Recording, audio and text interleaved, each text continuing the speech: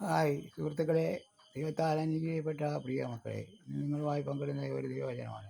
അതിനെപ്രകാരം പറയുന്നു: അവൻ നിങ്ങൾക്കായി കരുതുന്നതാകിയാൽ നിങ്ങളുടെ സകല ചിന്താകരവും അതിൻ്റെ മേൽ ഇട്ടുകൊള്ളും. 1 പത്രോസ് 5-ാം അധ്യായം 7-ാം വചനം. ഈ വചനം നിങ്ങൾക്ക് അനുഗ്രഹമായി തീരുമെന്ന് പ്രാർത്ഥിക്കുന്നു. എല്ലാവർക്കും നന്ദി, നമസ്കാരം. ഇതുപോലെ വചനങ്ങൾ നോട്ടിഫിക്കേഷനായി ലഭിക്കണമെങ്കിൽ സബ്സ്ക്രൈബ് ചെയ്യാൻ, തൊട്ടുള്ള ബെല്ലേക്കും ക്ലിക്ക് ചെയ്യാൻ മറക്കരുത്. ഇനി ഒരു ഗാനം കേൾക്കാം. എന്തതിശയമേ ദൈവത്തിൻ സ്നേഹം, എത്ര മനോഹരമേ അത് ചിന്തയിലടങ്ങാൻ, സിന്ധു സമാനമായി സന്തതം കാണുന്നു ഞാൻ. ഇനി അടുത്ത വേറൊരു ഗാനം. എൻ്റെ ദൈവം മഹത്വത്തിൽ ആർദ്രവാനായി ജീവിക്കും, അത് ഞാനീശോണി തന്നെ ക്ലേശിപ്പാൻ ഏതും കാര്യമില്ല എൻ്റെ ഉള്ളം ചൊല്ലുന്നു. വൈഷമ്യമുള്ളേതു കൊന്നു കരകേറി നടകൂ, രക്ഷകനൻ കാലുകൾ വേഗമായി തീർന്നൻ പാതയിൽ ഞാൻ മാനിനെ ഓടിയിടുന്നു. ആരുമേ നീങ്ങില്ലെന്നോ ഞാൻ ഏകനായി തീർന്നുവെന്ന് മാനസത്തിലാദിവോ കേറി.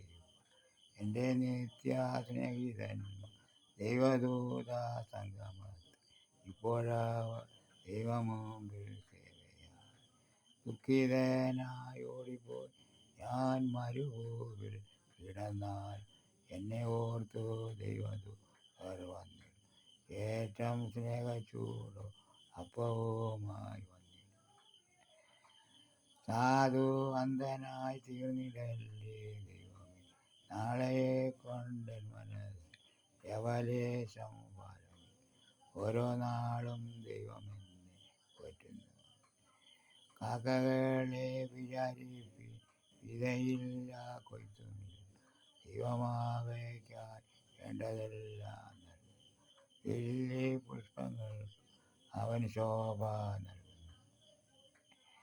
പത്മദ്വീപിൽ ഏകനായി ഞാൻ വസിച്ചാൽ ഭയമില്ല.